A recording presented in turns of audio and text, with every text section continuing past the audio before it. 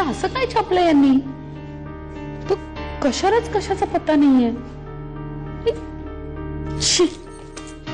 ज्यांनी कुणी केलंय सगळं त्याच्याबद्दल छापाना म्हणावं.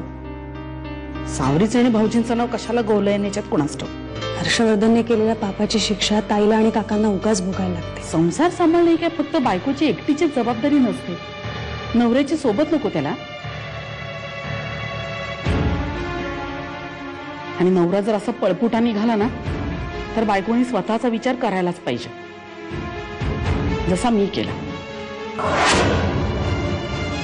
यांनी कधी माझा विचार केला नाही, मग मी कधी त्यांचा विचार केला नाही.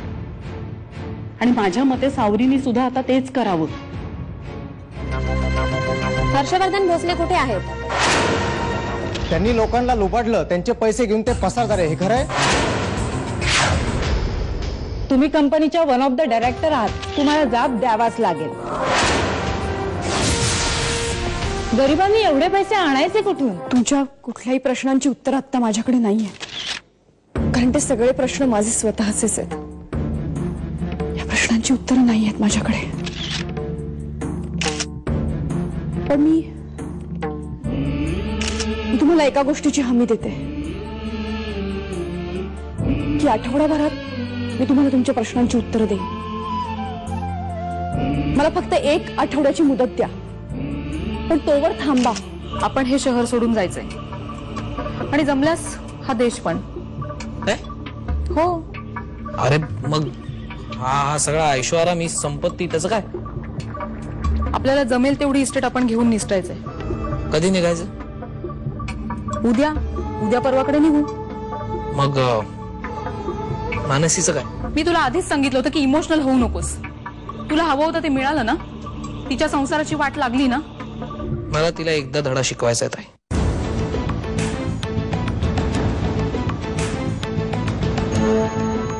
एकदा तिला माझ्या बरोबर घेऊन जाईल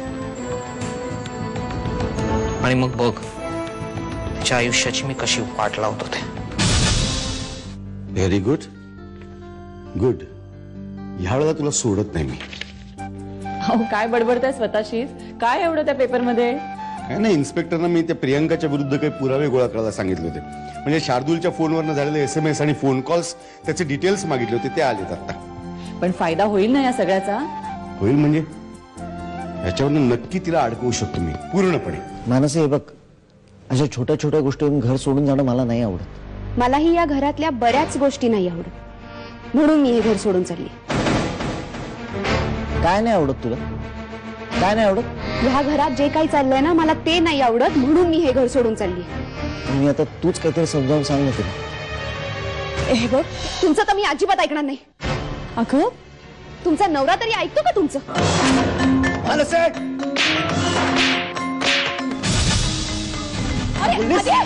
काय बोललीस वहिनीला? लाज वाटते का तुला? मारून टाकेन तुला मी. मारून टाकेन. काय तोच? ही गायकीला या घरात आणायचे. मागच्या वेळेस मी तुला न्यायला आलो, तुम्हाला यावेळेस येणार नाही. नाही तोच कायमचे. हो, जातीये मी, कायमचीच जातीये.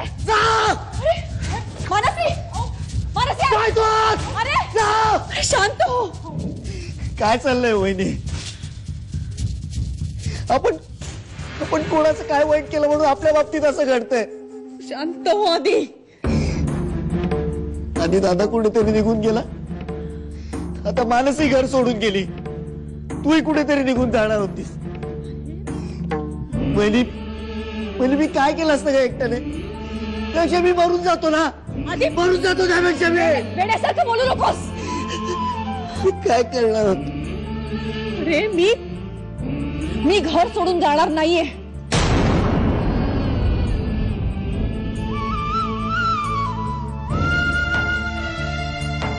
जोपर्यंत आपल्या घराला लागलेला कलंक पुसत नाही,